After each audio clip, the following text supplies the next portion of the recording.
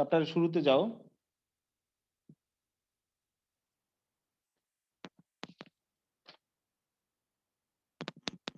আমাদের আলোচ্য অধ্যায় হলো পরিবেশ রসায়ন। পরিবেশ রসায়ন এইটার 1.1 টপিকস, 1.1 টপিকস। এটা হলো বায়ুমণ্ডলের গঠন ও উপাদান।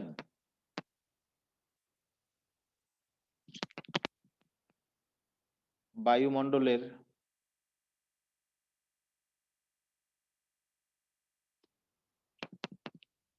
গঠন ও উপাদান।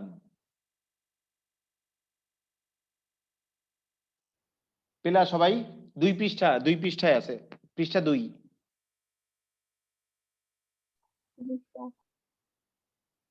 পৃষ্ঠা 2-তে আছে।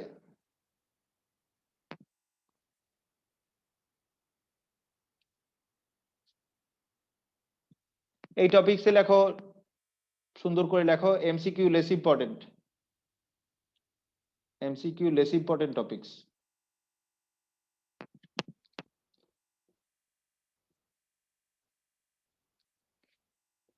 এমসিকিউতে আসে কিন্তু লেস ইম্পর্টেন্ট টপিকস দিয়ে টিয়া অ্যাডমিশন টেস্টে কিন্তু বেশ প্রশ্ন আসে।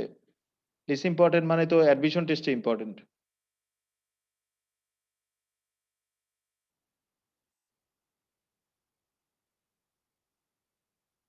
বুঝছো? বায়ুমণ্ডলের গঠন ও উপাদান এই টপিকস আমি পুরোপুরি পড়াবো না। এই টপিকস আমি মূল থিম বলে যাব, মূল থিম বলে যাব। তোমরা লাইন বাই লাইন রিডিং পড়বা, রিডিং পড়ে যেখানে না বোঝো সেখানে বলবা। মনে থাকবে তো সবার? আমি কিন্তু পুরোপুরি এই টপিকস পড়াবো না, আমি একটু মূল থিম বা যেখানে যেখানে একটু ঝামেলা সেগুলো একটু বলে যাব। তারপর তোমরা রিডিং পড়বা, রিডিং পড়ে আমাকে আগামী ক্লাসে জিজ্ঞেস করবা। এই টপিকস কিন্তু শেষ হয়েছে 5 পৃষ্ঠায়, 5 পৃষ্ঠা যেখানে শেষ সেখানে শেষ। খেয়াল করো, 5 পৃষ্ঠা যেখানে শেষ সেখানে এই টপিকটা শেষ হয়েছে।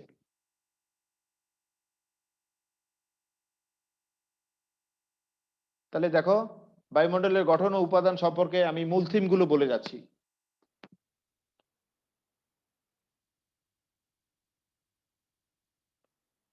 এই চিত্রটা দেখো সবাই।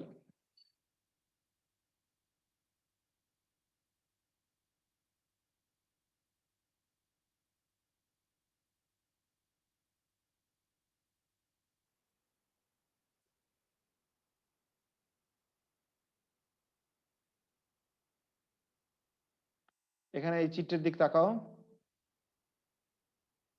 এই পৃথিবী পৃষ্ঠ,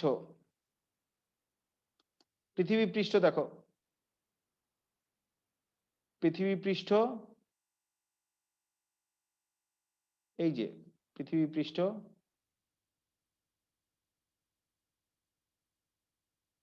তারপরে বায়ুমণ্ডলের স্তরগুলো, প্রথমে হলো ট্রাপোস্ফিয়ার। এই প্রথম স্তরটা হলো ট্রাপোস্ফিয়ার। ট্রপোস্ফিয়ার অঞ্চলে এই গ্যাসটা আছে। এই পৃথিবী পৃষ্ঠের বাতাসেই কিন্তু আমরা বেঁচে আছি, আমরা বসবাস করি। এরপর স্ট্রাটোস্ফিয়ার।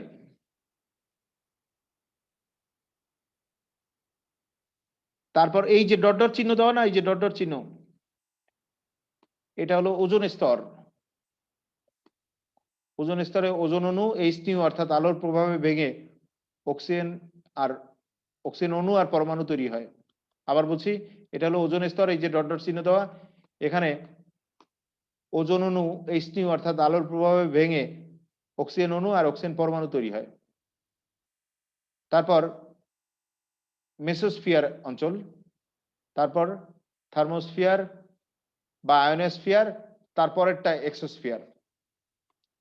এই ভূপৃষ্ঠ থেকে 500 কিলোমিটার পর্যন্ত যে উচ্চতা, সেই 500 কিলোমিটার পর্যন্ত যে উচ্চতা, সেই উচ্চতা পর্যন্ত বায়ুমণ্ডলে উপাদান আছে, তারপর আর নাই, তারপর শূন্য। তাহলে চিত্রটার দিকে তাকাও, আমি আবার একটু বুঝাবো, চিত্রটা একটু দেখে নাও, চিত্রটা একটু দেখে নাও, বুঝে নাও। চিত্রটার দিকে তাকাও সবাই। উপরে যত যাচ্ছি বায়ুমণ্ডলের উচ্চতা তত বাড়ছে।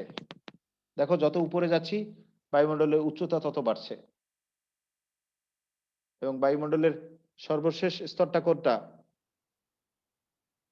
এক্সোস্ফিয়ার স্তর।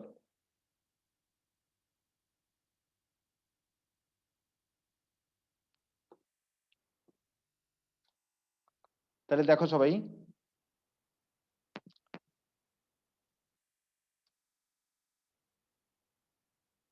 এই বায়ুমণ্ডলের যে স্তরগুলো আছে সেই স্তরগুলো একে একে দেখো। পৃথিবী পৃষ্ঠ, পৃথিবী পৃষ্ঠ হলো সবার নিচে, পৃথিবী পৃষ্ঠের উপর বায়ুর স্তরগুলো আছে। পৃথিবী পৃষ্ঠের উপর যে বায়ু স্তরগুলো আছে সেগুলো একটু দেখো। পৃথিবী পৃষ্ঠের উপরে ট্রপোস্ফিয়ার, অপেক্ষা করো, আবার উল্টো পাল্টা হচ্ছে, একটু একটু অপেক্ষা করো সবাই। আবার বলছি দেখো, পৃথিবী পৃষ্ঠ, পৃথিবী পৃষ্ঠের উপরে আছে ট্রপোস্ফিয়ার, ট্রপোস্ফিয়ারে আছে বায়ুমণ্ডলের গ্যাসগুলো। এই স্তরেই আমরা বসবাস করি। তারপর স্ট্রাটোস্ফিয়ার, এই স্তরের পরে এই যে ডট ডট চিহ্ন দেওয়া সেটা হলো ওজোন স্তর। ওজোন স্তরে ওজোন অণু H2 অর্থাৎ আলোর প্রভাবে ভেঙে অক্সিজেন অণু আর অক্সিজেন পরমাণুতে পরিণত হয়। এরপরে আছে মেসোস্ফিয়ার, তারপরে আছে থার্মোস্ফিয়ার বা আয়োনোস্ফিয়ার, তারপরে এক্সোস্ফিয়ার। তাহলে আরেকবার একটু দেখো, এই পৃথিবী পৃষ্ঠ, পৃথিবী পৃষ্ঠর পরে আছে ট্রপোস্ফিয়ার, সেখানে এই গ্যাসগুলো আছে। তারপরে স্তর হলো স্ট্রাটোস্ফিয়ার, তারপরে স্তর হলো ওজোন স্তর।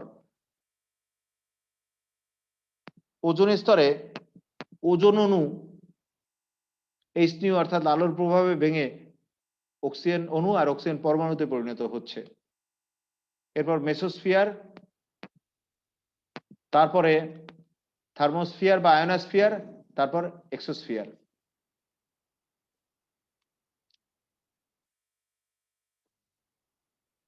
এরপর দেখো এই চিত্রটা দেখো,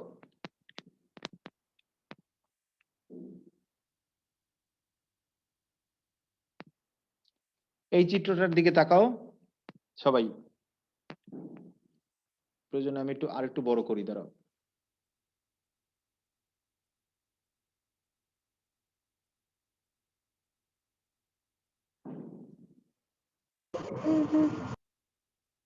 এই চিত্রটার দিকে তাকাও সবাই। এই চিত্রটায় এক্স অক্ষ বরাবর চাপ আছে মিলিমিটার মার্কারিতে, আর ওয়াই অক্ষ বরাবর উচ্চতা আছে কিলোমিটারে। আবার বলছি, এই চিত্রে দেখো এক্স অক্ষ বরাবর চাপ আছে মিলিমিটার মার্কারিতে, আর ওয়াই অক্ষ বরাবর উচ্চতা আছে কিলোমিটারে। তাহলে এখানে চাপ বনাম উচ্চতার লেখচিত্র অঙ্কন করা হয়েছে। চাপটা মিলিমিটার মার্কারিতে আছে এক্স অক্ষ বরাবর, আর উচ্চতাটা আছে কিলোমিটারে ওয়াই অক্ষ বরাবর।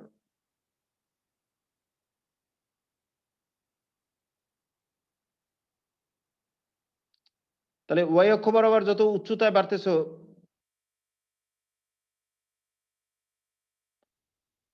তত পরিবর্তন হচ্ছে। দেখো ওয়াই অক্ষ বরাবর উচ্চতা, এই যে ওয়াই অক্ষ বরাবর উঁচুতে যাচ্ছি, ওয়াই অক্ষ বরাবর আগানো মানে উচ্চতা বাড়া, আর এক্স অক্ষ বরাবর আগানো মানে চাপ বাড়া। আবার বলছি সবাই শোনো, ওয়াই অক্ষ বরাবর আগানো মানে উচ্চতা বাড়া, কারণ ওয়াই অক্ষ কি উচ্চতা অক্ষ, আর এক্স অক্ষ বরাবর আগানো মানে চাপ বাড়া, কারণ এক্স অক্ষ কি চাপ অক্ষ।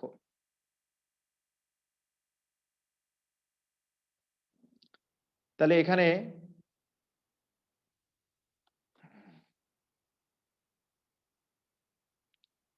উচ্চতা কমার সাথে সাথে দেখো ওয়াই অক্ষ বরাবর ডাউনে আসা মানে কি উচ্চতা কমা, উচ্চতা কমার সাথে সাথে এক্স অক্ষ বরাবর অর্থাৎ চাপ অক্ষ বরাবর বাড়তেছে অর্থাৎ চাপ বাড়তেছে।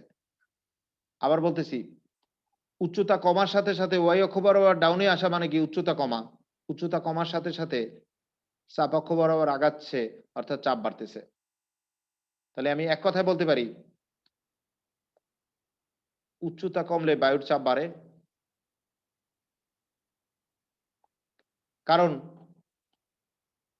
এই ওয়াই অক্ষ বরাবর নিচে নামা মানে চাপ কমা, ভুল বললাম, ওয়াই অক্ষ বরাবর নিচে নামা মানে উচ্চতা কমা, ওয়াই অক্ষ তো উচ্চতা অক্ষ, এই অক্ষ বরাবর নিচে নামা মানে উচ্চতা কমা, আর উচ্চতা কমার সাথে সাথে এক্স অক্ষ বরাবর আগানো হচ্ছে অর্থাৎ চাপ অক্ষ বরাবর আগানো হচ্ছে, তাহলে চাপ বাড়ছে।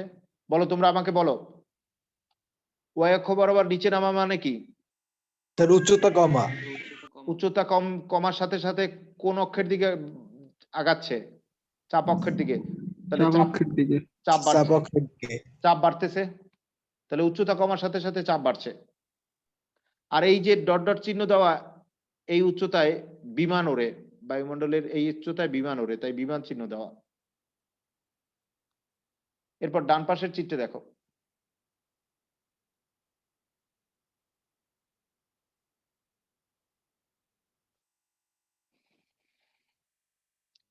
ডান পাশের চিত্রে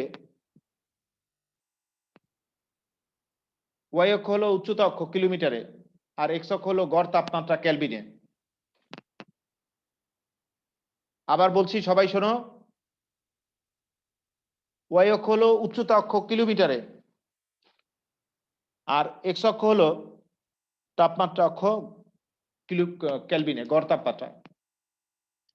তাহলে এই লেখচিত্র কিন্তু আগের মতো না, এই লেখচিত্র উচ্চতা ওয়াই অক্ষ আর গড় তাপমাত্রা এক্স অক্ষ, তাহলে উচ্চতা বনাম গড় তাপমাত্রা লেখচিত্র।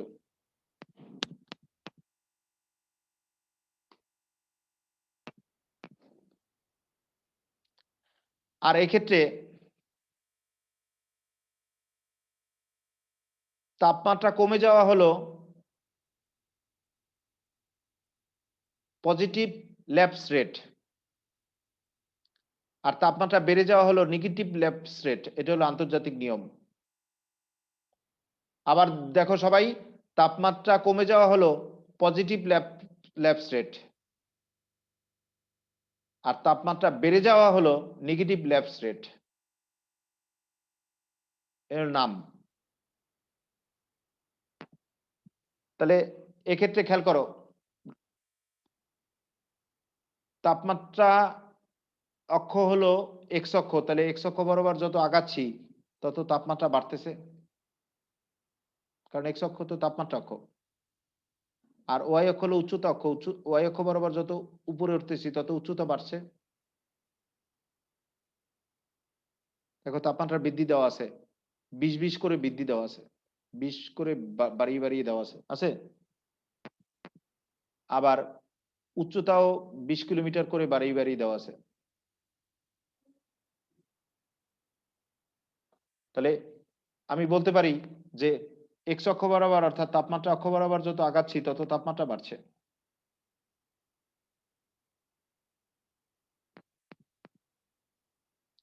আর ওয়াই অক্ষ অর্থাৎ উচ্চতা অক্ষ বরাবর যত আগাচ্ছি তত উচ্চতা বাড়ছে। অর্থাৎ এক্স অক্ষ বরাবর অগ্রগতি হলো তাপমাত্রা বৃদ্ধি, আর ওয়াই অক্ষ বরাবর অগ্রগতি হলো উচ্চতা বৃদ্ধি। তাহলে উল্টা কথা বলতে পারি, এক্স অক্ষ বরাবর অগ্রগতি হলো তাপমাত্রা বৃদ্ধি, তাহলে এক্স অক্ষ বরাবর যদি পিছিয়ে যাও তাহলে তাপমাত্রা কি? হ্রাস। আবার ওয়াই অক্ষ বরাবর অগ্রগতি হলো উচ্চতা বৃদ্ধি, তাহলে ওয়াই অক্ষ বরাবর যদি পিছিয়ে যাও তাহলে উচ্চতা কি? হ্রাস। তাহলে খেয়াল করো, তাপমাত্রা হ্রাস পেলে সেটাকে বলা হয় পজিটিভ ল্যাপস রেট, আর তাপমাত্রা বৃদ্ধি পেলে সেটাকে বলা হয় নেগেটিভ ল্যাপস রেট। তাহলে দেখো, প্রথমে উচ্চতা বাড়ার সাথে সাথে উপরে ওঠা মানেই উচ্চতা বাড়া, উচ্চতা বাড়ার সাথে সাথে তাপমাত্রা হ্রাস পায়। দেখো উচ্চতা বাড়ার সাথে সাথে কিন্তু তাপমাত্রা হ্রাস পায়, তাপমাত্রা হ্রাস পেয়ে পেয়ে -55°C হয়। এটা হলো পজিটিভ ল্যাপস রেট। তারপরে আবার তাপমাত্রা উচ্চতা বাড়ার সাথে সাথে বৃদ্ধি পায়, বেড়ে +2 হয়, এটা হলো নেগেটিভ ল্যাপস রেট। তারপরে আবার উচ্চতা বাড়ার সাথে সাথে তাপমাত্রা হ্রাস পায়।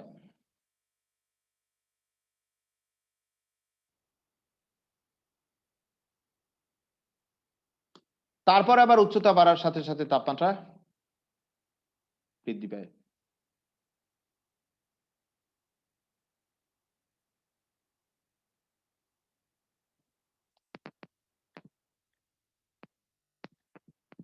তাহলে এখানে রেড কালার দিয়ে দেখানো হয়েছে তাপমাত্রা কি, বলো রেড কালারে কি আছে তাপমাত্রা? কমছে। তাহলে এটা পজিটিভ ল্যাপস রেট। আর ইয়েলো কালারে কি তাপমাত্রা? বেড়েছে। বেড়েছে। তাহলে এটা negative lapse rate. Negative lapse rate. আর বায়ুমণ্ডলের স্তরগুলো আবার নামও লিখে দেওয়া আছে এখানে, কে কত কিলোমিটারে কে কোন উচ্চতায় আছে সেই কিলোমিটার অনুযায়ী নাম লিখে দেওয়া আছে। আর এখানে এই যে বিমান দেওয়া আছে, এই উচ্চতায় কিন্তু বিমান চলে।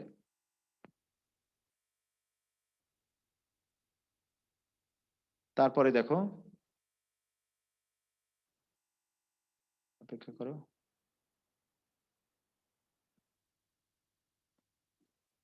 এই চিত্রটার দিকে তাকাও।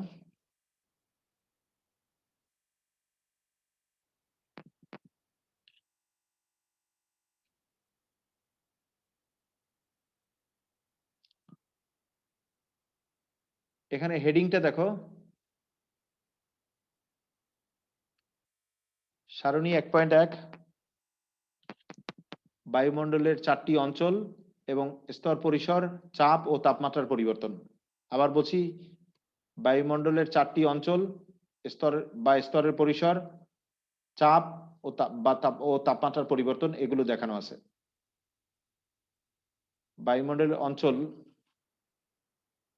প্রথম অঞ্চল যেটা, সেটা হলো ট্রপোস্ফিয়ার। এর পরিসর কত? ভূমি থেকে এত কিলোমিটার। চাপের রেঞ্জ কত? এত 760 থেকে 100 মিলিমিটার মার্কারি। আর তাপমাত্রা কি হয়? ক্রম হ্রাস পেয়ে -55°C হয়। এট মানে কি উচ্চতায়, কত কিলোমিটারে? 12 কিলোমিটার উচ্চতায়। ঠিক আছে, তোমাদের দেখতে সমস্যা হলে আমি এটারে একটু বিগ সাইজ বানাই, তোমাদের দেখতে মনে হয় অনেকের সমস্যা হচ্ছে, একটু বড় বানাচ্ছি, দাঁড়াও। এখন একটু বড় হয়েছে না সাইজ? জি স্যার। তাহলে এটা একটু আরেকবার একটু দেখো। বায়ুমণ্ডলের অঞ্চল, হেডিং দেখো, পরিসর, চাপমাত্রা আর তাপমাত্রা। তাহলে ট্রপোস্ফিয়ার যে অঞ্চল, সেই ট্রপোস্ফিয়ার অঞ্চলের পরিসর কত? ভূমি থেকে 15 কিলোমিটার পর্যন্ত। আর এই অঞ্চলের চাপ কত? 760 থেকে 100 মিলিমিটার মার্কারি।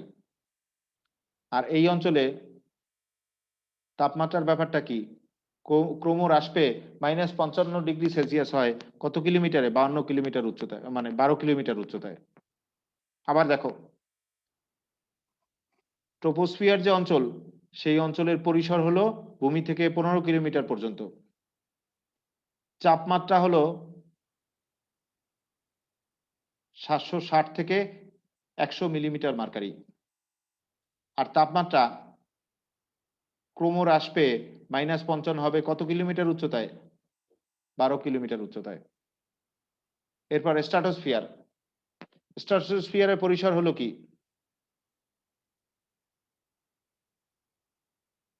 15 থেকে 50 কিলোমিটার।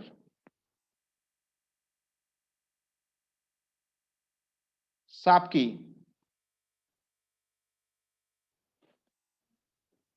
চাপ কমতে থাকে। আর তাপমাত্রা কি? ক্রম বৃদ্ধি পায়, ক্রমান্বয়ে বৃদ্ধি পেয়ে +2 ডিগ্রি সেলসিয়াস হয় অ্যাট 50 কিলোমিটার উচ্চতায়। মেসোস্ফিয়ার পরিসর হলো 50 থেকে 85 কিলোমিটার। এখানেও চাপ কমতে থাকে।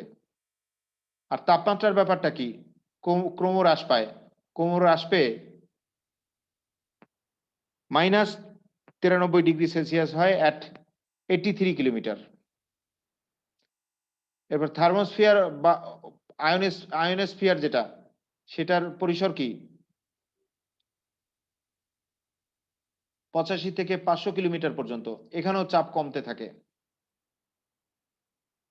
আর তাপমাত্রার ব্যাপারটা কি? ক্রম বৃদ্ধি পায়। আর ক্রম বৃদ্ধি পেয়ে পেয়ে যখন তুমি সূর্যের নিকটে চলে আসবা, তখন তো যত সূর্যের নিকটে আসবা তত তাপমাত্রা বাড়বে। তো সূর্যের নিকটে গেলেই তাপমাত্রা বাড়বে। তাপমাত্রা বৃদ্ধি পেয়ে এত সেলসিয়াস থেকে এত সেলসিয়াস পর্যন্ত হয়। তাহলে আবার দেখো, থার্মোস্ফিয়ার বা আয়োনোস্ফিয়ার পরিসর হলো এত থেকে এত কিলোমিটার। এখানেও চাপ কমতে থাকে। আর তাপমাত্রা কি? ক্রম বৃদ্ধি পায়, ক্রম বৃদ্ধি পেয়ে বাড়তে বাড়তে 427 ডিগ্রি সেলসিয়াস থেকে 1727 ডিগ্রি সেলসিয়াস পর্যন্ত হয়।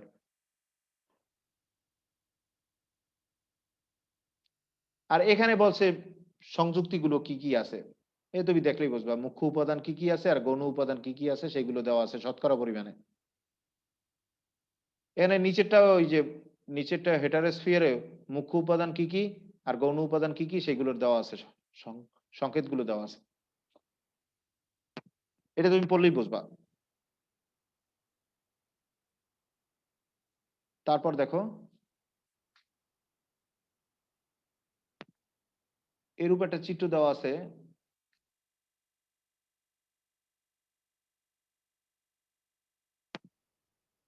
এই চিত্রটা সারণী 1.2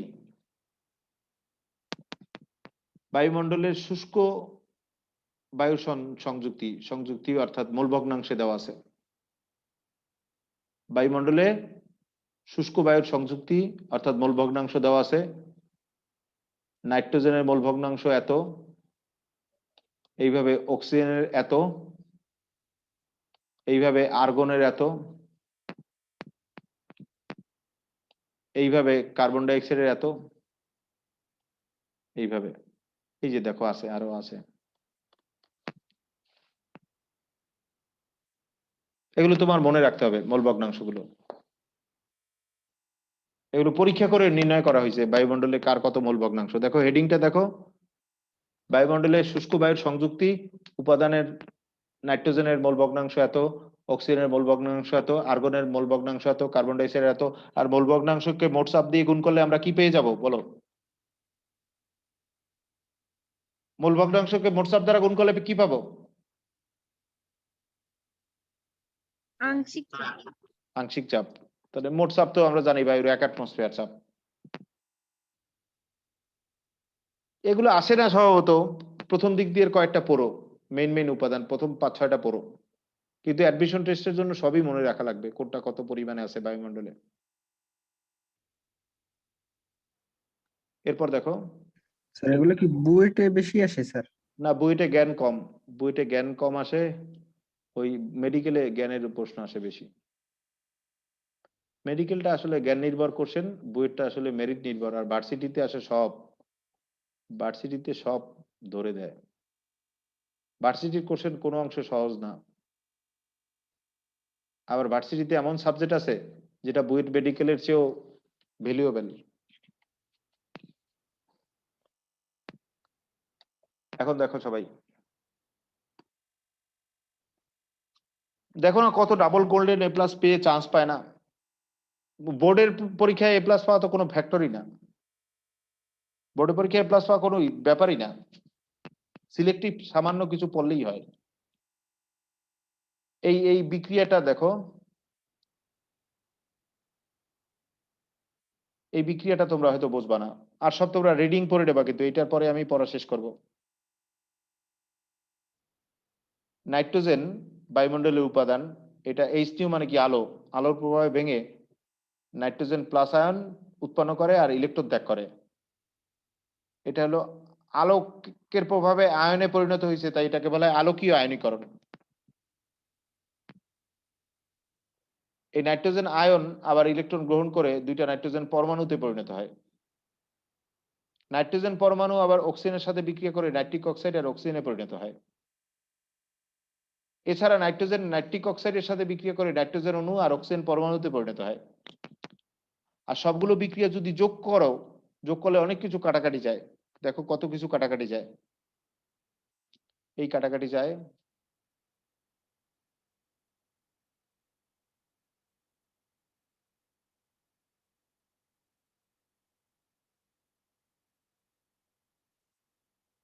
তাহলে যোগ করলে রইল কি, দুইটা অক্সিজেন অণু, অণুতে দুইটা পরমাণু ভেঙে দুইটা পরমাণু হয়েছে, অর্থাৎ অক্সিজেন অণু থেকে পরমাণু হয়েছে, তাই না? এটা যোগ করে পাওয়া গেছে। আর এটা কি যোগ করে যেটা পাইছি সেটা কি সামগ্রিক আলোক বিয়োজন। আলোক বিয়োজন মানে কি আলোর আলোর ফলে ভেঙে যাওয়া। আবার দেখো, তাহলে পড়া শেষ আমাদের। নাইট্রোজেন অণু H2 অর্থাৎ সূর্যের আলোর প্রভাবে ভেঙে নাইট্রোজেনের ক্যাটায়ন আর ইলেকট্রন ত্যাগ করে। এই আলোর ফলে আয়নীকরণ হয়, তাই এটাকে বলা হয় আলোক আয়নীকরণ। আয়নীকরণ না, আয়নে পরিণত হওয়া মানে কিন্তু আয়নীকরণ। এই আয়নীকরণ হয়েছে আলোর প্রভাবে, H2 এর প্রভাবে, তো এটাকে বলা হয়েছে আলোক আয়নীকরণ। তাহলে আবার দেখো, নাইট্রোজেন অণু আলোর প্রভাবে আয়নে পরিণত হয়েছে, নাইট্রোজেন প্লাস ক্যাটায়ন আর ইলেকট্রন ত্যাগ করছে। আলোর ফলে আয়নীকরণ হয়েছে, তাই এটাকে বলা হয় আলোক আয়নীকরণ। নাইট্রোজেনের যে প্লাস ক্যাটায়ন তৈরি হয়েছে, সে আবার ইলেকট্রন গ্রহণ করে নাইট্রোজেন পরমাণুতে পরিণত হয়েছে। সেই নাইট্রোজেন পরমাণু আবার অক্সিজেনের সাথে বিক্রিয়া করে নাইট্রিক অক্সাইড অণু আর অক্সিজেন পরমাণু তৈরি করছে। সেই নাইট্রোজেন পরমাণু আবার নাইট্রিক অক্সাইডের সাথে বিক্রিয়া করে নাইট্রোজেন অণু আর অক্সিজেন তৈরি করছে। সবগুলো বিক্রিয়া যদি যোগ করা হয় তাহলে অনেক কিছু কাটাকাটি যায়। দেখো কত কিছু কাটাকাটি যায় বাম পাশ থেকে ডান পাশ থেকে।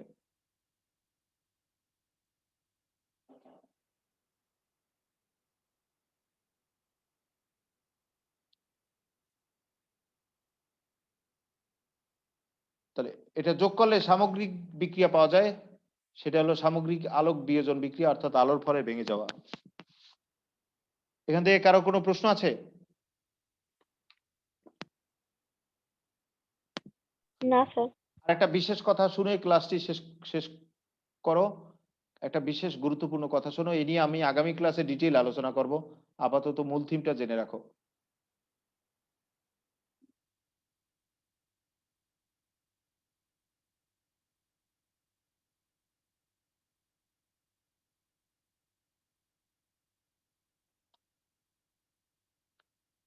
বায়ুমণ্ডলের যে ওজোন স্তর আছে, ওজোন স্তর,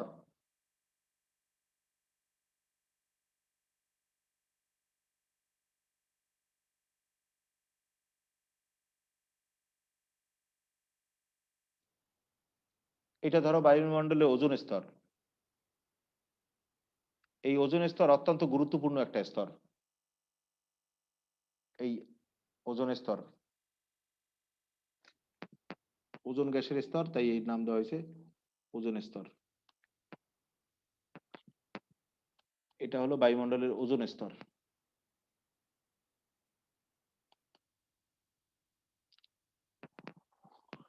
এই বায়ুমণ্ডলের ওজোন স্তর সূর্যের থেকে আগত যত ক্ষতিকারক রশ্মি আছে সব বিকিরণ পদ্ধতিতে সূর্যের দিকে ফেরত পাঠায়। সূর্যের থেকে আগত যত ক্ষতিকারক রশ্মি আছে সব বিকিরণ পদ্ধতিতে সূর্যের দিকে ফেরত পাঠায়। সূর্যের থেকে আগত যত ক্ষতিকারক রশ্মি আছে সব বিকিরণ পদ্ধতিতে সূর্যের দিকে ফেরত পাঠায়। আর প্রয়োজনীয় রশ্মি যেগুলো আছে সেগুলোকে পৃথিবী পৃষ্ঠে নিয়ে আসে।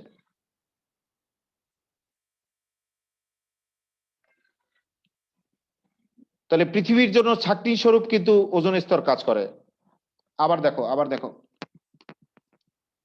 এই যে ওজোন স্তর, বায়ুমণ্ডলের যে স্তর বা ওজোন মণ্ডল, এই ওজোন স্তর বা ওজোন মণ্ডল সূর্যের থেকে আগত ক্ষতিকারক যত রশ্মি আছে সকল ক্ষতিকারক রশ্মিগুলোকে সূর্যের দিকে ফেরত পাঠায়। ওজোন স্তর বা ওজোন মণ্ডল সূর্যের থেকে আগত যত ক্ষতিকারক রশ্মিগুলো আছে সবগুলোকে সূর্যের দিকে ফেরত পাঠায়। ওজোন স্তর বা ওজোন মণ্ডল সূর্য থেকে আগত যত ক্ষতিকারক রশ্মি আছে সব ক্ষতিকারক রশ্মিগুলোকে সূর্যের দিকে ফেরত পাঠায়। আর অক্ষতিকারক যত রশ্মি আছে সব পৃথিবী পৃষ্ঠে দিয়ে আসে। তাহলে পৃথিবীর জন্য ছাঁকনি স্বরূপ কাজ করে ওজোন স্তর। কিন্তু কোনো কারণে যদি ওজোন স্তর ক্ষয় হয়, ওজোন স্তর যদি কোনো কারণে ক্ষয় হয়ে পাতলা হয়, ওজোন স্তর ক্ষয় হয়ে পাতলা হয়, ওজোন স্তর ক্ষয় হয়ে পাতলা হয়, পাতলা হয়ে এক পর্যায়ে ছিদ্র হয়ে যায়, তাহলে কি হবে বলো, তোমরা বলো। স্যার ক্ষতিকারক রশ্মিগুলো ভিতরে প্রবেশ করবে। পৃথিবী পৃষ্ঠে পৃথিবীতে আসবে, আমাদের ক্ষতি করবে। হ্যাঁ, আমাদের ক্ষতি করবে, মারাত্মক প্রাকৃতিক বিপর্যয়ের সম্মুখীন হব। যেমন হঠাৎ করে অন্ধ হয়ে যাওয়া, ত্বকের ক্যান্সার, মাংসপেশির ক্যান্সার, কচি গাছ পুড়ে যাওয়া, এইভাবে মারাত্মক ক্ষতিকারক সমস্যার সম্মুখীন হব আমরা। এবং এই ক্ষতিকারক রশ্মিগুলোর নাম শুনেছো তোমরা, ইউভিএ, ইউভিসি, গামা রশ্মি ইত্যাদি ইত্যাদি ক্ষতিকারক যেগুলো, সেগুলো সরাসরি পৃথিবী পৃষ্ঠে চলে আসবে। তাহলে ওজোন স্তর কিন্তু আমাদের ছাঁকনি স্বরূপ কাজ করে আমাদের ক্ষতিকারক রশ্মিগুলো থেকে রক্ষা করেছে। এ নিয়ে ডিটেল আলোচনা করবো আগামী ক্লাসে। আপাতত এটুকু জানলেই চলবে, এই টপিকস বুঝতে পারবা। সবার জন্য গুড নাইট। কেউ কিছু বললে বলো, কেউ কিছু বলবা?